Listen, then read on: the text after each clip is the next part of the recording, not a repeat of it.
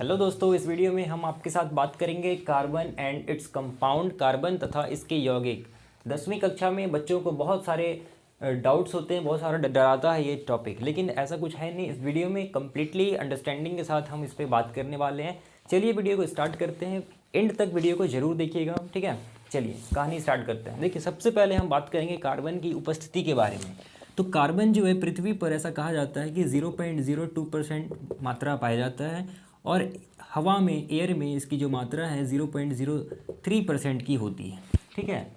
Carbon अगर मुक्त अवस्था में देखेंगे, मुक्त अवस्था में कार्बन कौन कौन से रूप में पाए जाते हैं, तो हीरा हो गया, ग्रेफाइट हो गया, ठीक है, फ्लोरीन हो गया, इन सब फॉर्म्स में, एलोट्रॉप्स में कार्बन मौजूद होता है। लेकिन अगर हम यौगिक में देखेंगे तो बेसिकली ये कार्बोनेट्स में, कार्बोनेट कंपाउंड जो होता है उसमें पाया जाता है, ठीक है। अब जरा सा एक चीज़ समझिए, कार्बन और समझते हैं क्या होता है। कार्बन एक तत्व होता है, कार्बन एक एलिमेंट होता है जिसका एटॉमिक नंबर होता है 6, और इसका जो द्रव्यमान है, एटॉमिक मास होता है, वो होता है 12 AMU। AMU अब नहीं कहते हैं, अब U कहते हैं, ठीक है। देखिए, सबसे पहले आपको कुछ चीज़ें समझना है। पहले लोगों का ऐसा मान्यता था, पहले के जो वैज्ञानिक थे उनका ये मानना था कि कार्बनिक यौगिक जो होता है, कार्बनिक यौगिक, कार्बनिक कंपाउंड सिर्फ और सिर्फ सजीव स्रोत के द्वारा ही प्राप्त किया जा सकता है, सजीव स्रोत से ही प्राप्त किया जा सकता है। लेकिन इस अवधारणा का अंत तब हुआ, उससे पहले आप समझिए क्यों हुआ।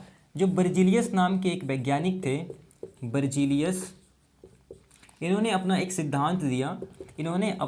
सिद्धांत दिया जिसको बोलते हैं vital force theory. Vital force theory, ठीक है। वाइटल फोर्स थ्योरी के अनुसार ये कहा गया कि सभी सजीव स्रोत में जो कार्बनिक यौगिक होता है वो एक अदृश्य शक्ति द्वारा मौजूद होता है, जिसे प्रयोगशाला में बनाना संभव नहीं है। और इस अवधारणा का, इस बात को झुटलाया किन्होंने, तो उनका नाम था वोहलर, ठीक है। वोहलर ने अपने प्रयोगशाला में क्या किया, अमोनियम साइनेट को गर्म करके, जिसका फार्मूला होता है NH4CNO, इसको जब हीट किया तो यहाँ से एक कार्बनिक कंपाउंड बना, जिसको हम लोग बोलते हैं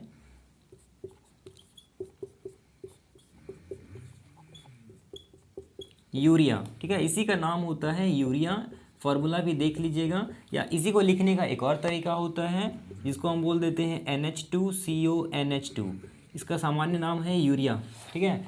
यूरिया दुनिया का सबसे पहला कार्बनिक यौगिक था, ठीक है। इसको सबसे पहले सिंथेसाइज्ड किया गया था।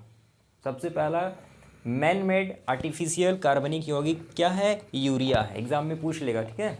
सबसे पहला कृत्रिम या जिसका संश्लेषण करके कार्बनिक यौगिक बनाया गया, दैट इज़ यूरिया। फार्मूला भी देख लीजिएगा, ठीक है। अमोनियम साइनेट को गर्म करके संश्लेषण किया गया। इसके बाद बहुत सारे और साइंटिस्ट हुए, उन्होंने भी अपने एक्सपेरिमेंट किया। तो सबसे पहले इसके बाद जो एसिटिक एसिड का संश्लेषण है वो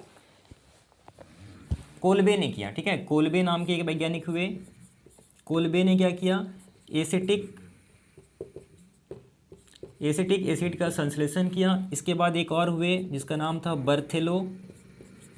बर्थेलो नाम के वैज्ञानिक ने मीथेन का संश्लेषण किया, ठीक है, मीथेन का संश्लेषण किया। और इस तरह से फिर आगे चीज़ें समझ में आई कि कार्बनिक यौगिक जो है उसको हम लोग लैब में बना सकते हैं, ये पॉसिबल है। और यहाँ से एक इम्पॉर्टेंट बात ये है कि लवोजियर नाम के एक वैज्ञानिक के बारे में आपने पढ़ा होगा, जिसे फादर ऑफ ऑर्गेनिक कंपाउंड कहते हैं, लवोजियर। उन्होंने क्या कहा कि कार्बनिक कंपाउंड वैसा कंपाउंड होता है जिसमें कार्बन सर्वदा विद्यमान है, ठीक है। कार्बन सर्वदा विद्यमान है, और कार्बनिक कंपाउंड जो होता है वो कार्बन, हाइड्रोजन, ऑक्सीजन, नाइट्रोजन, गंधक का मतलब होता है क्या, सल्फर, फास्फोरस, इन सब का जब संयोग धातु से होता है तो कार्बनिक यौगिक का फॉर्मेशन होता है, कार्बनिक यौगिक का निर्माण होता है, ठीक है। कार्बनिक यौगिक का हम लोग बोलते हैं ऐसा कंपाउंड जिसमें हाइड्रोजन और कार्बन प्रेजेंट होता है, वो कार्बनिक कंपाउंड कहलाता है। और कार्बनिक कंपाउंड जो है वो कार्बन हाइड्रोजन का होगा, आपने जाना। और ऑर्गेनिक केमिस्ट्री जो है वो बेसिकली हाइड्रोकार्बन्स और उसके डेरिवेटिव्स का ही केमिस्ट्री है उसी का एक रसायन है, ठीक है, जिसके बारे में हम लोगों को ऑर्गेनिक केमिस्ट्री में पढ़ना पड़ता है। चलिए अब इसके बाद आगे हम लोग और डिस्कस करते हैं।